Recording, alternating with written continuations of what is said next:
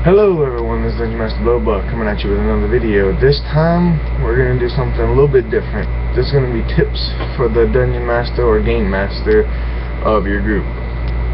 We're going to be talking about total party kills. Now, this was inspired by a question asked on Dungeon Master Johnny's RPG Guild. I'll leave a link to the guild in the description.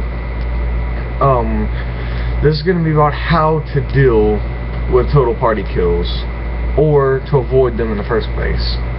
Alright, let's get right into it. Let's say that your party goes up against the main boss of your campaign. Let's say, for sake of argument, it's a necromancer. Alright, you're playing Dungeons and Dragons. They finally get there. He has his powerful undead servants with him, and there's a fierce battle ensues, and you know, all the party gets wiped out right there. Alright, you have a couple of things. One, you could conclude this is a satisfying end to your campaign. You know, heroes don't always save the day. The necromancer might win, and then you can tell them what happens now that he's won. I mean, they probably wouldn't be too terribly happy with it, but it could still be an interesting story if that's what you want to do. Two, you could say that he raises them as undead servants and they work for him, and then somehow later on down the line they regain their free will, or you even make it a complete campaign shift and they just continue to work for him for the rest of the campaign. But either of those could be interesting. You know your players better than I do, so you can decide what to do in that situation, whether to make them servants forever or give them a way to find their free will back. Three, you can say that maybe he doesn't kill them and he just keeps them and uses them for experiments and magical experiments and whatnot, and maybe they eventually can break out. And I'm sure there's a lot of other things you could do that I haven't named. He can maybe sell them into slavery, or any of the number of things. Somebody could come in and rescue them. There's a lot of things you can do that avoid killing your entire party off. Although sometimes they deserve it. Let's say you got like a level 5 group or something. You got like a level 5 fighter, and then there's goes up to the king or the lord of some settlement or kingdom, and he's in the courtroom surrounded by his guards with his champion there and all that. And then he just draws his weapons out and then charges, or even if maybe they confiscate his weapons, he just charges the king because the king said something he didn't like and he annoyed him, and he just tries to kill him right there. Then that can be used to teach him a lesson. Maybe if you're brutal, you can smite him, strike the character down right there to put him in his place. Or if you're generous, you can have them beat the crap out of him and then lock him in prison.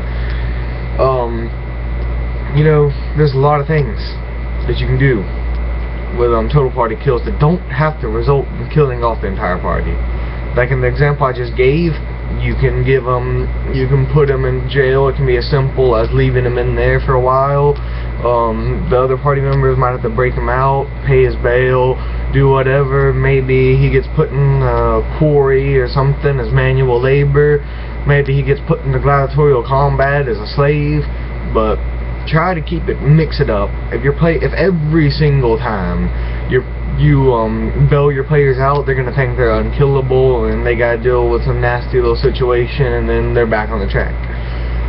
Don't give your players a sense of invincibility. I actually killed my player group one time, and one of my players was pretty shocked that I actually killed them off, because I'm a pretty merciful DM, but I do end up killing people off eventually. There is just a time that comes when your players have to be reminded that they're not immortal, or even if they are playing vampires or something like that, they gotta be reminded that even vampires can suffer the final death. Don't hand everything to them on a silver platter. Also, I've had the opposite problem. This isn't really about total party kills here, but this could be useful to somebody, I hope. If your players get a little bit too powerful, you are the DM. You can make up just about anything you want to humble them. And this also does not have to result in a party kill. They could beat them narrowly, or it could be a stalemate, or even you could use one of the previous examples, they get beat and then something bad happens to them that's not a total party kill. I've had a group that literally was just ridiculously overpowered because of a break in the system. I think the system was a little bit broken with the disintegrate spell of 3rd edition Dungeons & Dragons combined with a maximized lightning bolt, and it was a pretty high level campaign, but the I couldn't give them anything that was a challenge, and the sorcerer of the group was basically just destroying everything, and the other players didn't even really get a chance to do anything besides for a scarce few encounters. The other players actually had a chance, and even when they did, the paladin would go in with his ridiculously powerful smite evil and destroy any evil creature thrown at them, and you know, it's just, it gets to the point where maybe sometimes you just gotta throw total party knockout, not kill, but knockout at them to just show them that they don't need to get cocky, because as the dungeon master, you still have the power over them, and that can kind of put people in their place sometimes with showing them that they can't run around and do whatever they want whenever they want, because there are things out there that are still bigger than them. Maybe you want your characters to have a feeling of superiority, and you want, for whatever campaign or whatever reason you're running, you want them to feel like they can't be taken out. There's ways that you can do this.